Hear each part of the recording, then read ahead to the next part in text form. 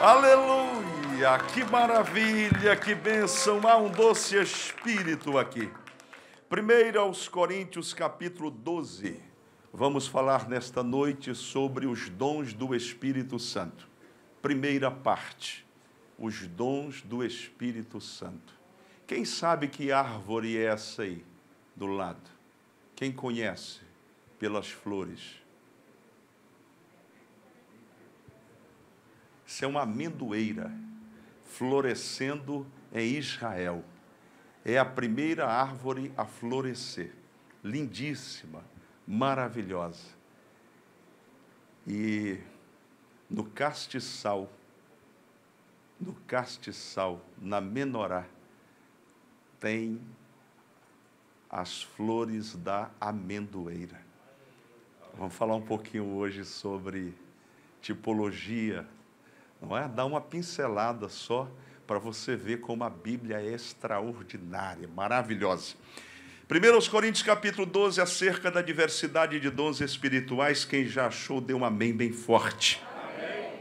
Acerca dos dons espirituais, não quero, irmãos, que sejais ignorantes. Vós bem sabeis que éreis gentios, levados aos ídolos mudos, conforme éreis guiados. Portanto, vos quero fazer compreender que ninguém que fala pelo Espírito de Deus diz: Jesus é anátema. E ninguém pode dizer que Jesus é o Senhor, senão pelo Espírito Santo. Ora, há diversidade de dons, mas o Espírito é o mesmo. E há diversidade de ministérios, mas o Senhor é o mesmo. E há diversidade de operações, mas é o mesmo Deus que opera tudo em todos.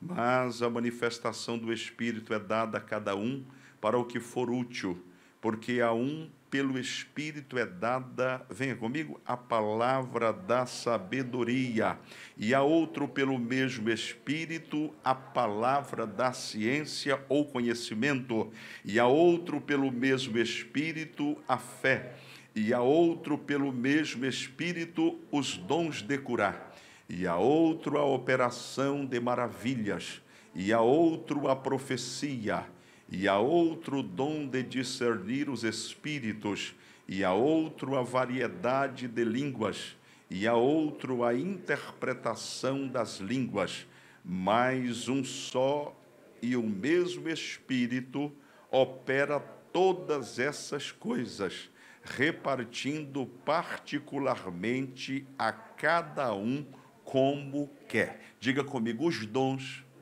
do Espírito Santo são presentes dados por Deus, e o Espírito Santo dá a cada um como Ele quer. Presente é assim: o dono do presente dá o presente para quem Ele quer, na hora que Ele quer. Então eu quero que você seja instrumento de Deus e diga: o Espírito Santo tem presentes para compartilhar com você, dons espirituais. Depois sente-se, se é possível, adorando ao Senhor.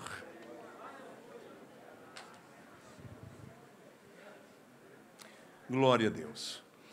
Cumprimentando os irmãos que nos acompanham pela internet também, sejam todos muito bem-vindos, e se puderem compartilhar o link desta pregação, o façam. Eu agradeço de coração. Meus amigos, olhem aqui, nós temos falado sobre o Espírito Santo e embasamos esta mensagem, ou série de mensagens, numa preocupação que nos é comum.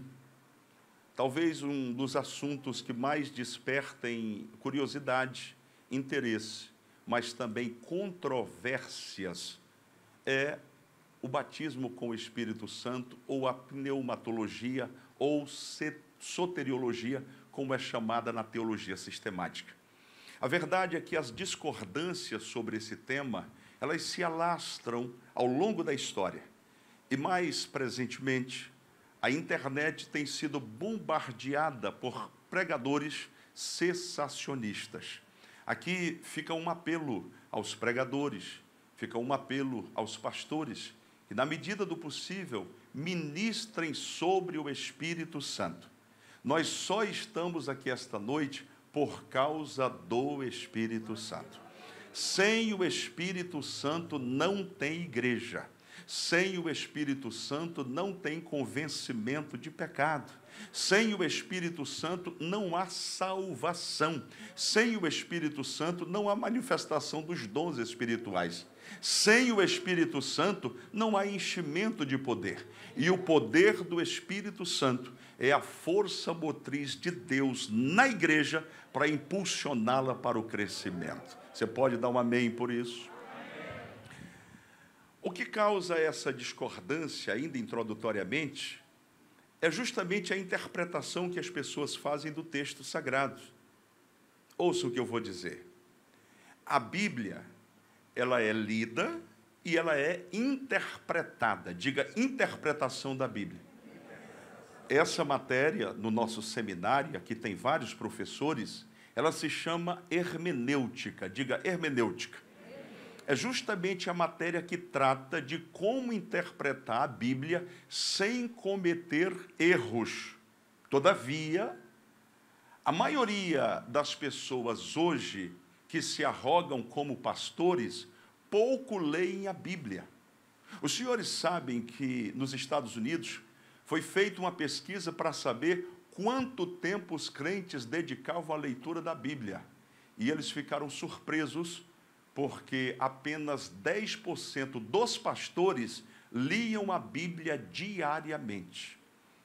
Se os pastores lá não estão lendo a Bíblia diariamente, imagine os crentes, como é que está a situação. Então diga comigo, se eu não leio, eu não sei. Mas se eu leio e interpreto errado, eu posso produzir heresias. E é o que tem acontecido. Há um grupo de pessoas que entende que a pessoa é batizada com o Espírito Santo quando ela aceita Jesus. Nós ministramos uma matéria aqui, nos ajuda, querido, por favor. Nós ministramos uma matéria aqui, falando sobre o que é o batismo com o Espírito Santo, e que são experiências distintas. Você aceitou a Jesus, foi convertido ao Evangelho, pela ação do Espírito Santo, mas se você ainda não foi batizado com o Espírito Santo, se você ainda não foi revestido de poder, comece a pedir hoje mesmo. E olha, não é nada mirabolante, não é nada fora do comum. Você simplesmente diz, Jesus, eu quero ser batizado com o Espírito Santo. Você pode fazer essa oração comigo? Você que não é batizado? Jesus, eu quero ser batizado com o Espírito Santo. A melhor coisa que você pode ter depois da salvação é ser batizado com o Espírito Santo. Porque um crente que é crente, amém, vai morar no céu. Mas se ele não é batizado com o Espírito Santo, primeiro, ele não desfruta de uma alegria que não se compara a nada deste mundo. Ser cheio do Espírito Santo é melhor do que fazer um gol com o Maracanã lotado. É melhor do que a sensação de ganhar o título, é melhor do que o nascimento de um filho, é melhor do que o casamento, é melhor do que qualquer coisa que você possa imaginar. Basta você perguntar para um crente batizado com o Espírito Santo, dizendo, você pode me descrever o que você sente quando está cheio do Espírito e falando em outras línguas? Já fez essa experiência? A pessoa vai virar para você e vai dizer assim, olha, eu não sei te explicar, mas quantos concordam que é uma coisa maravilhosa, digam aleluia. É por isso que algumas pessoas sentem vontade de correr, de voar, porque é uma alegria extraordinária. Mas o batismo com o Espírito Santo não é apenas para nos sentirmos alegres, felizes, abençoados, cheios de Deus. O batismo com o Espírito Santo é uma capacitação extraordinária dada pelo Senhor para a realização da sua obra sobre a terra, principalmente para ganhar almas. Jesus disse, recebereis, venha comigo, recebereis a virtude ou o poder do Espírito Santo e o quê? Ser-me-eis testemunhas, tanto para eles lá em Jerusalém, como na Judéia, como um pouco mais além em Samaria, e até onde? Os confins da terra. Nós só estamos sentados aqui hoje porque o Espírito Santo encheu ao coração de alguém para que pudesse atravessar o oceano e nos trazer a mensagem da palavra de Deus. Um crente cheio do Espírito Santo, ele é ousado. Basta você olhar para Pedro antes de ser cheio do Espírito Santo e depois que ele foi cheio do Espírito Santo. Pedro, antes de ser batizado, alguém dizia para ele: você é crente. Estou parafraseando. Você se parece com Jesus. O seu jeito de falar te denuncia. O que Pedro fez? Não conheço este homem. Não sei do que você está falando. E chega um momento que Pedro pragueja. O texto diz assim. Ele diz: não me fale mais desse assunto, eu não conheço Jesus. Mas isso foi só até o Pentecostes. Porque no dia de Pentecostes, quando eles foram cheios do Espírito Santo, a palavra do Senhor nos diz que eles estavam reunidos no cenáculo, cerca de 120 homens, orando, buscando a Deus. De repente, veio um vento veemente. Foram vistas línguas repartidas como que de fogo. E elas vieram sobre todos eles, e eles foram cheios do Espírito Santo, e começaram a falar em outras línguas, conforme o Espírito Santo lhes concedia que falassem. Está escrito no texto sagrado. Então, o batismo com o Espírito Santo é esse revestimento de poder. E eu quero aproveitar a introdução dessa palavra para insistir com você. Se você não é batizado com o Espírito Santo, comece hoje mesmo com muita simplicidade a dizer: Jesus, me batiza com teu Espírito Santo. Essa promessa é para mim também. Eu creio que esta promessa é para mim. Quantos creem que esta promessa é para todos nós? Digam aleluia. Um crente cheio do Espírito Santo é um crente cheio de autoridade. Pedro, antes de ser cheio do Espírito Santo, escondia que era de Jesus. Não falava que era um discípulo de Jesus. Mas quando ele foi cheio do Espírito Santo, quando inquiriram acerca do que estava acontecendo, quem se coloca de pé? Pedro. E ele começa a pregar a palavra de Deus. Foi o primeiro sermão pregado, foi pelo apóstolo Pedro. E ele disse: estes homens não estão embriagados, sendo esta a hora nona do dia. Mas o que está acontecendo aqui é o que foi dito pelo profeta Joel: nos últimos dias derramarei do meu espírito sobre toda a carne. Igreja do Deus vivo, o Senhor está dizendo: quero vos encher. O momento é para ser cheio do Espírito Santo.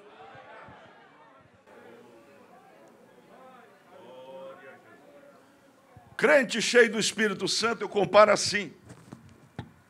Você conhece um guarda, e ele sai de manhã para trabalhar, e aí de repente os carros começam a passar, e ele entra e coloca a mão. Ninguém para. O que está faltando? O uniforme, a farda, que dá o quê? Sentido à autoridade. O batismo com o Espírito Santo, eu posso comparar isso. Quando o crente recebe o revestimento de poder. Aleluia. Glória a Jesus. É como o guarda que sai e ele levanta a mão. Quando ele levanta a mão, ele para o trânsito inteiro, porque está investido da autoridade. O crente cheio do Espírito Santo, ele caminha pelas ruas da cidade com o peito estofado, dizendo: aqui vai um homem, aqui vai uma mulher, cheia do Espírito Santo de Deus, e tem autoridade para fazer a diferença. Todavia, meus irmãos, a igreja tem perdido muito, porque não estuda o livro, não mergulha no livro. Houve uma época da história da igreja que os crentes não tinham acesso à Bíblia. Hoje nós temos acesso à Bíblia no celular. Você pode ouvir, você pode caminhar pela cidade ouvindo a Bíblia, pode ir para o trabalho lendo, você pode dormir ouvindo a palavra de Deus. mas muitos não aproveitam esta oportunidade. E por causa disso, ouvem a palavra através de alguém. E se este alguém ensina a palavra de maneira equivocada, com uma hermenêutica torta, você vai aprender de forma torta. Graças a Deus que você tem acesso à Bíblia. E o que é pregado aqui, você pode examinar minuciosamente para saber se estamos ensinando a palavra. Pastor Enéas Tonini, creio que o pastor Eliseu conheceu, um dos grandes pregadores do Brasil. E ele disse algo em um dos seus livros. Ele disse: a Bíblia é uma floresta. Um entra, tira madeira, faz um templo e vai adorar. Outro entra, tira madeira, constrói uma cadeia e fica preso. Outro entra, tira madeira, constrói um comércio e vai negociar. Olha o que ele está dizendo. Uma frase simples, mas profunda. Se você vai para a Bíblia com a mente torta, você não vai extrair dela o que há de melhor, de mais precioso. Por isso, as coisas espirituais, elas se discernem espiritualmente. Você não pode ir para a Bíblia de qualquer maneira. Você precisa orar e dizer: Senhor, que ao ler a Bíblia, o teu Espírito Santo que inspirou a mesma, esteja me dando a direção, a orientação, para que eu possa interpretá-la de maneira correta, sem me desviar para a direita ou para a esquerda. Precisamos nos voltar para a Bíblia Sagrada. E eu fico, às vezes, pensando nas pessoas que ensinam a multidões de forma errada, de forma equivocada. Se o fazem por desconhecimento, menos mal. Mas se o fazem por maldade, eu fico imaginando naquele grande dia, quando nós nos apresentarmos diante do Senhor, obreiros de Deus, chamados pelo Senhor, comprados com o sangue de Jesus, tirados lá de baixo e colocados como príncipes da casa do Senhor para ensinar a palavra de Deus. Nós temos um compromisso com a palavra.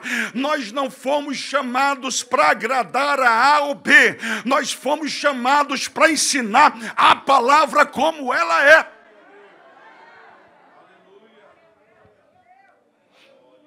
Pastor, o senhor tem falado muito sobre isso, porque a necessidade é muito grande. Eu dei meu testemunho aqui, lhes disse que eu mesmo fui tentado. Me mandaram, pastor, recentemente, uma dessas igrejas novas aí, e um pastor amigo falou: pastor, vou lhe mandar um vídeo aqui para o senhor rir um pouco. E quando eu abri o vídeo, eles haviam transformado o templo. Como é que chama essa festa festa junina, frevo, né? Num frevo.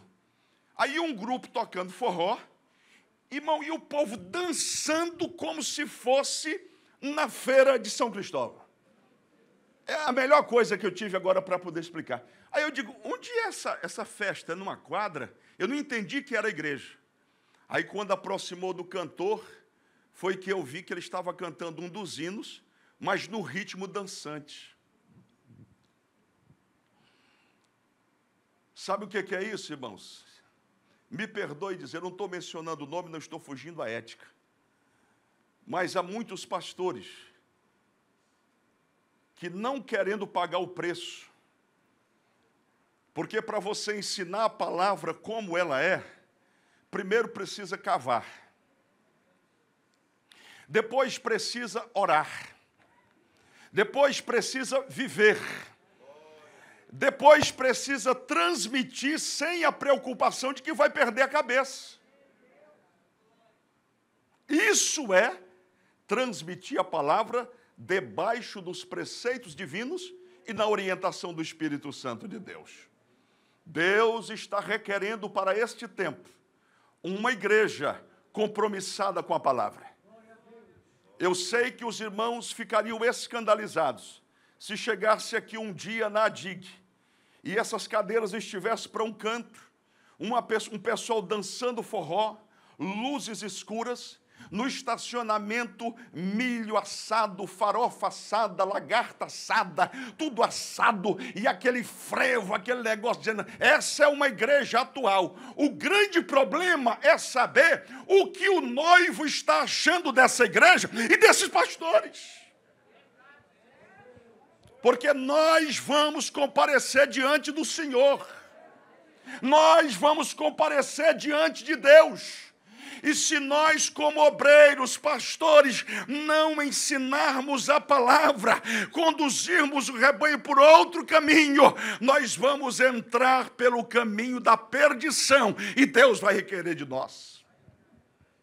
Então ouça, o Espírito Santo de Deus, ele nos capacita, ele nos investe de autoridade, ele comunica o que a igreja precisa receber, porque este povo reunido esta noite é a noiva de Jesus Cristo. E Jesus cuida da sua noiva. Ele zela pela sua noiva. A palavra que nós lemos aqui de Coríntios capítulo 12, falando sobre os dons, na língua grega é carisma. Diga carisma. A versão inglesa, King James, usa o termo gifts, que quer dizer presente, dádiva. E a Almeida Revista e Corrigida traduz como dons, presentes, quer dizer, são dádivas. Os dons não são recompensas. Os dons são presentes. Diga para esta pessoa do lado, os dons espirituais são presentes de Deus, distribuído aos seus filhos para a edificação da igreja. Então, deixe-me fazer uma correta ou uma correção de rota no que diz respeito a isso. Primeiro, se eu tenho a manifestação de um dom na minha vida, eu não sou melhor do que o pastor Rodrigues. Amém? Amém? Por quê? Porque o entendimento equivocado da palavra nos leva, via de regra, a entender que uma pessoa que é usada com a manifestação de um dom, ela é mais espiritual do que todos. Consegue me acompanhar nesse raciocínio? Então, ouça bem. Se Deus, pela misericórdia dele, manifesta na sua vida um dos 9 dons do Espírito, não fique vaidoso. E também não comece a tratar as pessoas como se elas fossem especiais. Porque isto é que estraga as pessoas. A pessoa levanta e diz, por quanto? E aí entrega a mensagem profética. Imediatamente a pessoa começa a tratar, a pessoa se aproxima, ela faz reverência e diz, afasta-te de mim que eu sou homem pecador. Meu Deus, sua santidade me comove. Eu lhe pergunto, o dom é da pessoa? Foi um presente que Deus deu para ela, pela misericórdia dele.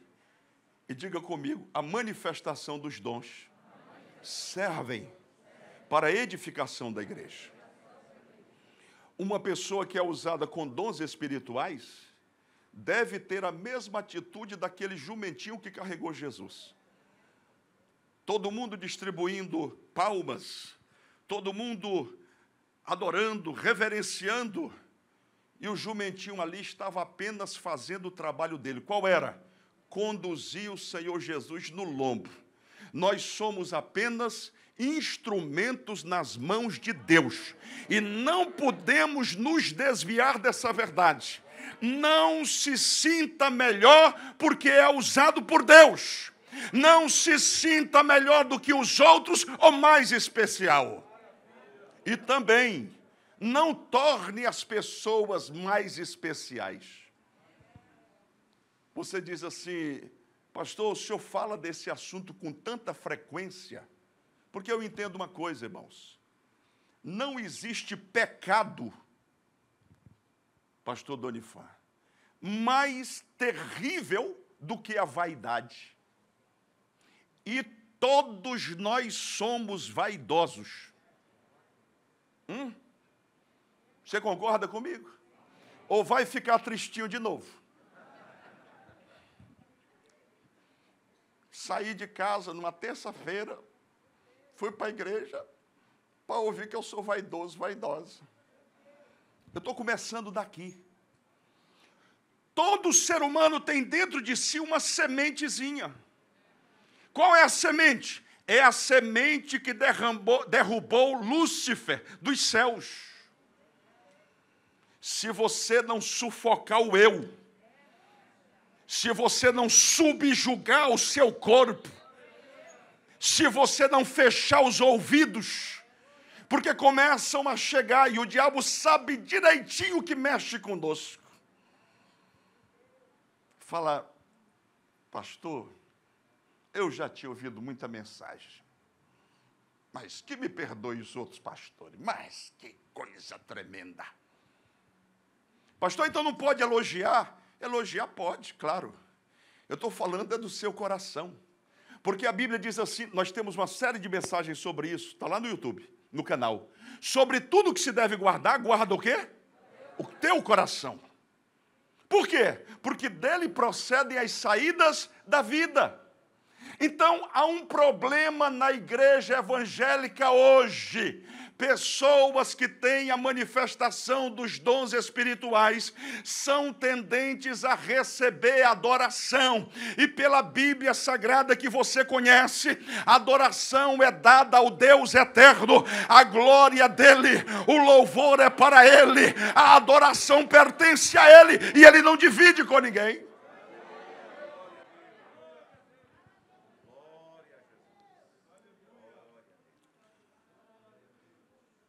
Então eu estou vacinando a igreja do Senhor. Deus vai levantar muita gente aqui nessa igreja. Você vai ver, anota o dia de hoje, anota o que eu estou falando. Deus vai levantar muita gente aqui em profecia. Deus vai levantar muita gente aqui com a manifestação da palavra do conhecimento. Darabai que andorebe, racia anureki andarabás. Deus está com pressa de fazer isto neste lugar, para a glória dele, porque ele tem um projeto. Ele vai levantar pessoas aqui, e você não deve se olhar e dizer, mas eu sou pobre. Deus gosta de gente assim. Deus chega para Moisés e diz, Moisés, você vai tirar meu povo? Ele diz, eu não. Nem falar eu sei, estou parafraseando. Mas eu então vou levantar Arão, ele fica com você. Não, mande ele, mande. Já percebeu que na Bíblia, Deus cava gente que não quer? Você percebe isso? Deus busca gente que não quer. A Ana Paula pregou aqui na quinta-feira. Deus disse, Jonas, vou te levantar como profeta, vai a Nínive pregar minha palavra. São muitas pessoas, Maracanã lotado, cheio de gente. E você vai chegar lá passando cerota. Eu estou parafraseando. Jonas faz o quê? Foge.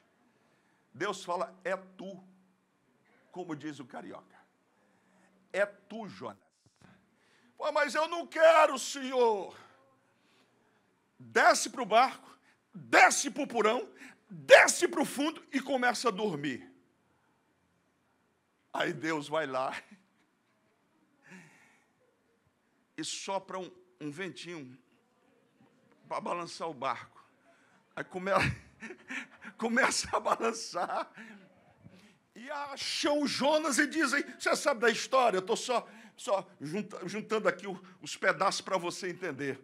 Aí Deus diz, Jonas, quem é você? Qual a sua ocupação? Quem é o Deus que você serve? O que Deus tem para fazer através da tua vida será feito para a glória dele.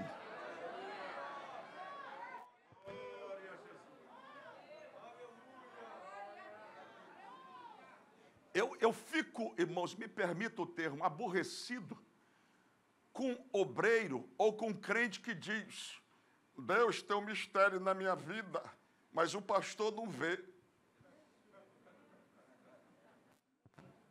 Teve um, esse eu não me esqueço jamais, ele disse: eu nasci obreiro, quando eu nasci eu já nasci pastor, o ministério é que não me vê, não me enxerga. Eu digo, é humildade, né, meu irmão? Isso é o São Francisco de Assis falando. O outro diz: serei o Lutero do presente século. Olha a humildade do menino. Quando eu falo para os senhores da vaidade do coração, eu sei do que eu estou falando, porque eu tenho aqui as minhas, e eu tenho que lidar com elas. Mas ouça, se Deus falou que vai te usar, recebe, pega isso para você.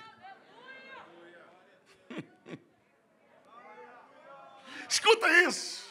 Se Deus falou que vai te usar, sai da frente, meu filho. Nada vai impedir o agir de Deus na tua vida. Levanta o inferno, levanta Satanás, levanta os demônios, levanta a besta fera, levanta os exércitos. E Deus diz: vou usar porque é projeto meu e eu quero. E quando eu opero, não há quem possa impedir.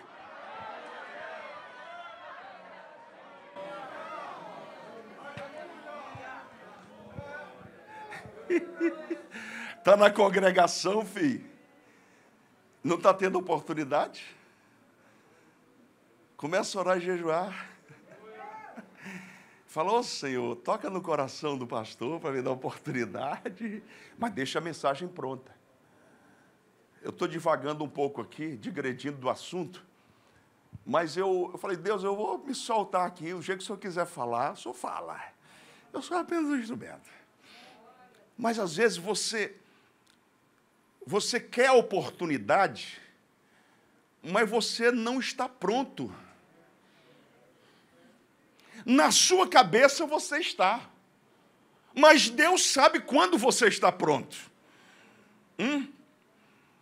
Então o que eu faço, pastor? Mergulha na oração, mergulha no jejum, deixa o esboço pronto, Irã, deixa o esboço preparado. No dia que o Espírito Santo incomodar o pastor na madrugada e disser: dá oportunidade para ele. Aí ele disse: isso é coisa da minha cabeça. Aí vai tomar café, quando olha no café, vê a imagem do obreiro dizendo: me dê uma oportunidade.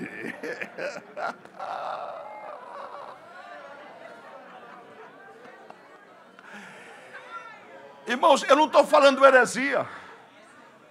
Eu não estou falando heresia. Porque quando o rei mandou colocar Daniel, jogar Daniel na cova dos leões, o texto sagrado diz que ele não dormiu. Deus move céus e terra só para abençoar você. Agora, pastor deu oportunidade, meu irmão. Aí você fala: Senhor, há 5 anos que eu estou colocando essa mensagem no óleo. Finalmente chegou o dia. Quando você abrir a boca, é Deus falando, a igreja recebendo, é o trabalho, e todo mundo: pastor, onde é que estava esse pregador? Onde é que estava essa pessoa que a gente não via? Sabe por quê? Quando Deus quer usar alguém, Ele usa. Não há quem possa impedir. Quem recebe essa palavra, dá um glória para Jesus. Então não se queixe. Eu não tenho oportunidade, ninguém me vê, ninguém me olha, ninguém tal. Não. Seu negócio é com Deus, meu filho. Seu mistério é com Deus. Conversa com Ele, que quando Ele opera, não tem quem possa impedir o agir de Deus. Olha o que diz aqui. A Bíblia apresenta uma linguagem tipológica. Diga linguagem tipológica. Diga tipologia. Abra em Êxodo, capítulo 28. Êxodo 28. Glória a Deus. Deus vai te levantar. Deus vai te usar. Namou que andureberraci, andureki andarabás. Deus vai te usar. Deus está preparando um exército neste lugar. são tochas nas mãos do Senhor. Êxodo 28, 31. Cadê a imagem, filho, do tabernáculo? Eu trouxe porque nós temos muitos crentes novos, ou pelo menos uma boa parte, e nós vamos falar um pouco do tabernáculo. Deus ordenou a Moisés que ele construísse um tabernáculo no meio do deserto para que servisse de lugar de comunicação entre Deus e o povo. E Deus deu todas as medidas, Deus deu todas as obras, as peças, a disposição, as medidas. Esse é o lugar santo, como você está vendo. E aí dentro tem o lugar santíssimo. Neste lugar santíssimo entrava somente o sumo sacerdote uma vez ao ano para oferecer sacrifício. É apenas uma pincelada para você ter uma visão geral do que era o tabernáculo. Você pode ler em Êxodo direitinho tudo o que havia no tabernáculo, só para despertar a sua curiosidade. A matéria é tipologia, você pode estudar no nosso seminário, que é uma bênção, e pode também pesquisar na internet. O que diz aí Êxodo 28, 31? Diz assim: também farás o manto do éfode todo de pano azul, e o colar da cabeça estará no meio dele. Este colar terá uma borda de obra tecida ao redor, como colar de cota de malha será nele, para que se não rompa. E nas suas bordas farás romãs. Diga comigo, nas suas bordas farás romãs de pano azul e de púrpura e de carmesim, ao redor das suas bordas, e campainhas de ouro no meio delas ao redor. Então tinha romãs e campainhas. Diga comigo, romãs e campainhas. Uma campainha de ouro e uma romã, 34. Uma campainha de ouro e uma romã. Outra campainha de ouro e outra romã. Haverá nas bordas do manto ao redor. E estará sobre Arão, o sumo sacerdote, quando ministrar. Para quê? Para que se ouça o seu sonido quando entrar no santuário diante do Senhor e quando sair, para que não morra. Então, olha aqui para você entender bem. Nós vamos mostrar daqui a pouquinho a vestimenta do sumo sacerdote. O tabernáculo, o sumo sacerdote, a roupa do sumo sacerdote, tudo o que foi estabelecido ali, lança luz sobre o Novo Testamento, sobre a pessoa de Jesus, sobre a igreja do Deus vivo e, pasme os senhores, sobre a atuação do Espírito Santo na igreja. Algo extraordinário. Se Deus nos permitir, eu vou trazer, com a ajuda de Deus, uma mensagem sobre o Espírito Santo baseada no candelabro que você viu ali, o candelabro de ouro. É algo extraordinário, maravilhoso. Mas hoje eu quero falar desta vestimenta do sumo sacerdote. Ouça, sobre tipologia, repito, tem professores aqui, mas há alunos, irmãos, pessoas que são novas na fé. A tipologia bíblica, ela lança luz sobre o que havia de acontecer.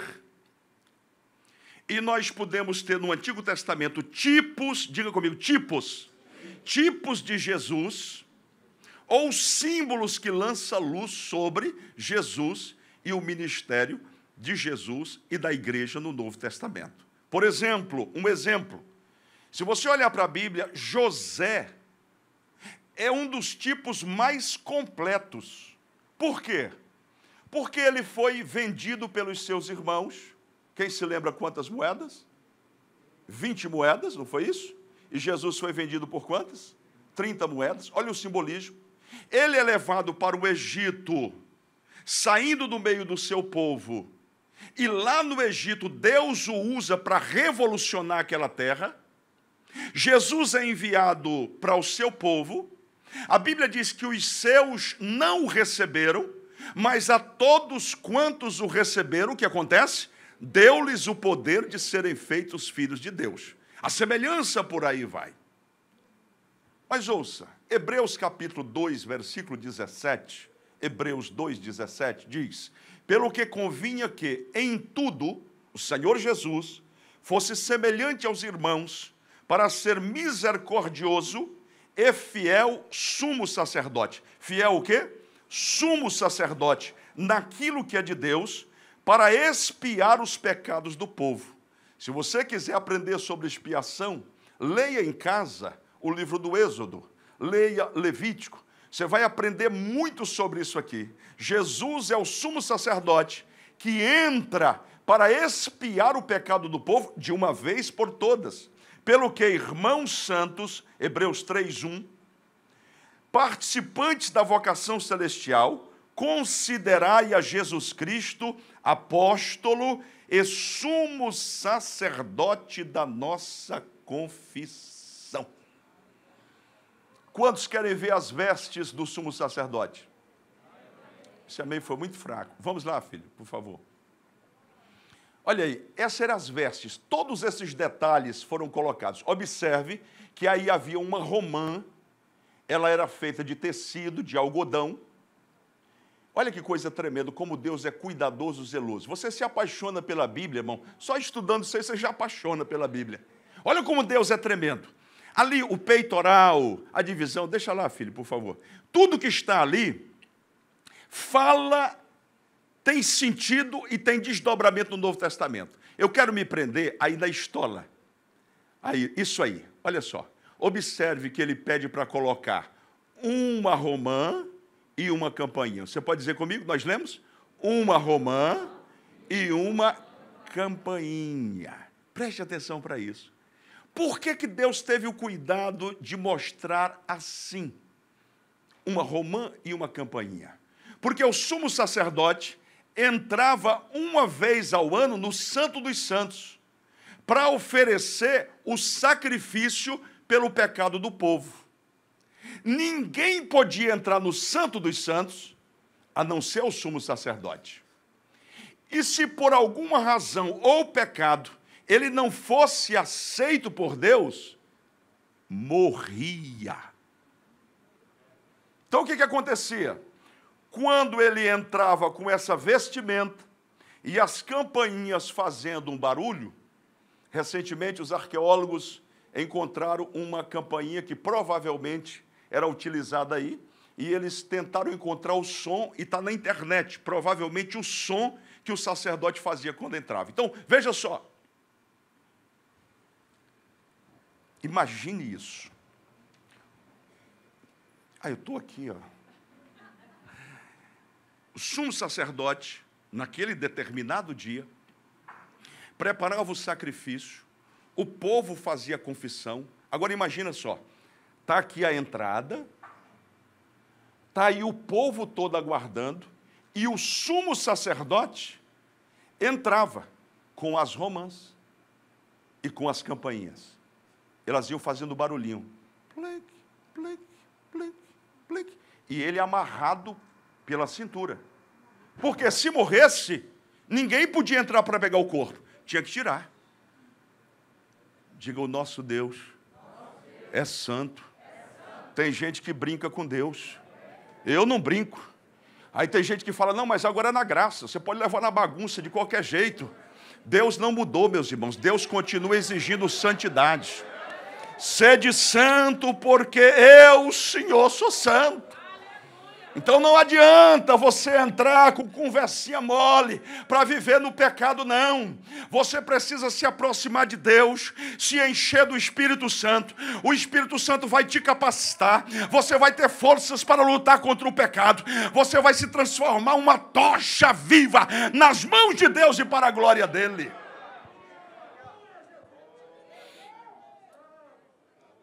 Ele vinha e entrava. Imagine a multidão. Todo mundo parado, esperando. Será que vai aceitar? Será que não? Está ouvindo, Lucas? Está ouvindo? Barulhinho? Estou ouvindo. Plic, plic, plic. Está vivo, está vivo. Deve estar mais ou menos agora ali na entrada. Passou e a multidão toda. Aí, de repente, o Senhor recebia o sacrifício. E o sumo sacerdote retornava. Imagine o barulho de glória a Deus, de aleluia, porque o pecado havia sido remido, coberto, eles estavam agora perdoados, era um movimento, um alarido. Mas eu quero me deter neste ponto. Essa ideia não é minha, é de estudiosos da palavra. Não recebi num telão de madrugada, não. Estou estudando. E eles defendem que nós podemos perfeitamente comparar as campainhas, são os dons do Espírito Santo. E as romãs é o fruto do Espírito que tem os seus desdobramentos. Minha gente, quando eu me debrucei sobre isso, eu me alegrei tanto, porque é exatamente este conceito. Os dons fazem muito barulho. Você vê um crente assembleando falando em língua estranha, fogo. Aquela irmã no mistério, campainha, campainha. Mas Deus fala, uma campainha e uma romã.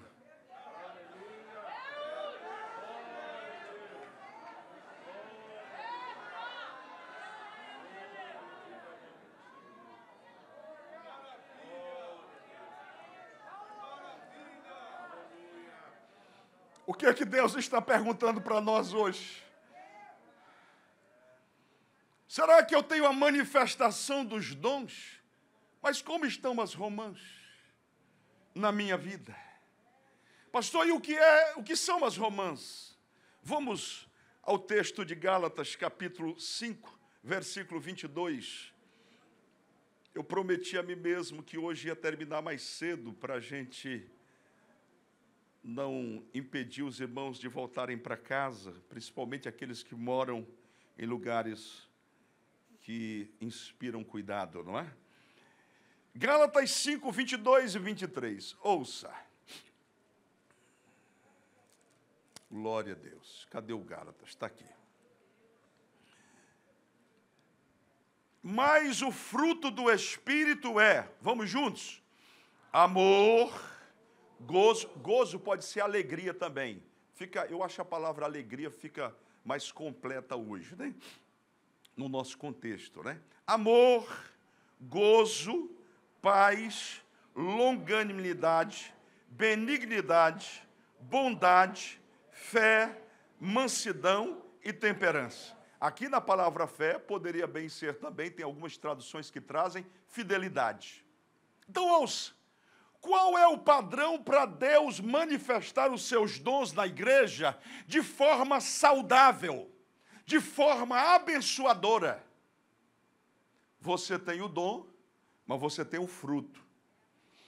Nós estudamos recentemente na escola dominical sobre as características ou sobre as manifestações do fruto do Espírito. Não são vários frutos, mas o fruto do Espírito se desdobra dessas manifestações. Então, é como se o Espírito estivesse dizendo para nós hoje, está profetizando, filha? Está profetizando? E como é que está em casa, com o maridão? Está profetizando, varão de fogo, na igreja, entregando mensagem, visão, revelação. E as romãs, como é que estão? Como é que está em casa? Pastor, seja mais claro. Deus pode perfeitamente usar pessoas com a manifestação dos dons e elas podem estar caminhando a passos largos para o inferno. Agora o senhor atravessou a linha, aí também não. Porque não venha me dizer, eu sou usado por Deus, então estou no céu. É só olhar o que Jesus falou. Naquele dia, muitos me dirão, em teu nome, Senhor, curei os enfermos. Apresenta a lista daquilo que você fez. Vou resumir a mensagem toda. Deus quer te usar de maneira tremenda, mas o que você é é infinitamente mais importante do que o que você faz para Deus. Pega isso! Eu chego na igreja, olha como é que eu prego, olha como eu sou usado, olha o mistério, olha aí. E lá em casa, o que é que minha mulher está dizendo de mim? O que é que meus filhos dizem de mim? Eu sou uma pessoa que trata e cumpre. Eu sou uma pessoa que fala a verdade. Eu sou uma pessoa que entrega mensagem, mas tem amor. Como é que é o fruto aí? O fruto é o quê? Amor. O fruto é o quê? Amor. Gozo, alegria, paz, longanimidade. Então eu vou fazer uma pergunta para você que é inteligente. Só tem crente inteligente aqui.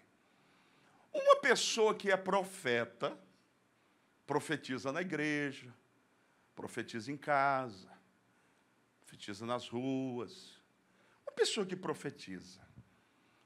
E quando ela fica decepcionada com alguém, ela diz, deixa comigo. Viu isso, pastor?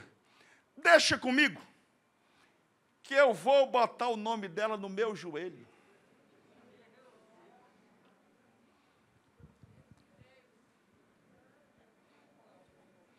Eu pergunto, tem campainha? Campainha tem.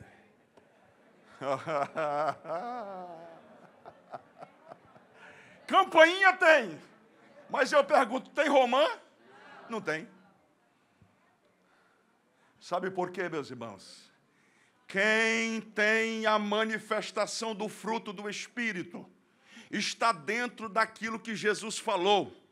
Bem-aventurados sois vós, quando vos injuriarem e mentindo e vos perseguirem, alegrai-vos, porque é grande o vosso galardão no céu. Quantas vezes eu já tomei conhecimento disso? Pastor, está sabendo? Tem um magote reunido, subindo um monte para o senhor morrer. É mesmo, querido? É. Teve um dia que a irmã entrou chorando no meu gabinete.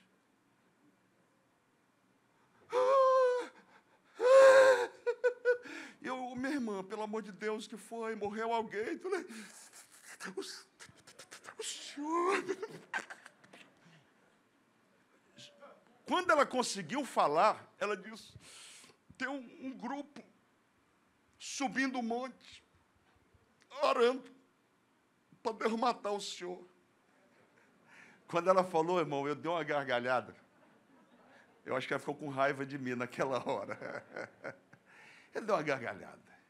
Falei, irmã, a senhora acha que Deus, o Deus santo, tremendo, poderoso, justo, fiel, maravilhoso, que nos ama, que nos corrige, a senhora acha que Ele vai estar à disposição de macumbeiros que se dizem evangélicos? Eu não tenho medo de dizer. Se você está na igreja e você ora para alguém morrer, você precisa se converter hoje. Conversão, para não ir para o inferno. Converta-se. Olha o que a Bíblia diz. O diabo veio para matar e destruir. E Jesus veio o quê? Para dar vida. Então como é que eu oro pelos meus inimigos? Eu oro para Deus abençoá-los. Falo, Senhor, Tu sabes que aquele obreiro anda rodeando aí, minando os crentes. Sabe, a gente sabe, caminha de joelhos, Tu sabes que ele fica mandando mensagem no zap. Não está cuidando do rebanho, está cuidando do rebanho dos outros. Tu sabes. Aí você fala, chora o quê, pastor? Eu digo, Senhor, faz crescer a igreja dele. Bota tanto crente naquele lugar que ele não tenha tempo nem de lembrar da gente. Olha que coisa boa. Deixa crescer e avançar. Diz para Deus fazer coisas grandes lá, porque se Deus abençoar lá, é livramento aqui para o povo de Deus. Então escute, resumo da lição de hoje. Deus quer nos usar, quer que sejamos cheios do Espírito Santo, quer manifestar os dons do Espírito Santo, que se Deus nos permitir, veremos na próxima terça-feira. Você pode dizer amém? Amém. Vamos ver dom por dom. Mas Ele quer campainha e romã. Diga para essa pessoa do lado, campainha e romã. Diga para ela, dons e o fruto. O fruto do Espírito deve estar na nossa vida. Se nós somos salvos por Jesus, nós não podemos agir como agem os ímpios. A nossa conduta não deve ser de impiedade. Nós não fomos chamados para matar pessoas. Nós fomos chamados para salvar vidas. Nós fomos chamados para restaurar vidas, não para matá-las. A mensagem está entregue. Se você pode, fique em pé na presença do Senhor. Eu quero oferecer 2 minutos para alguém que entrou aqui esta noite e ainda não tomou a mais importante de todas as decisões. Deus te chamou para ser cheio do Espírito Santo.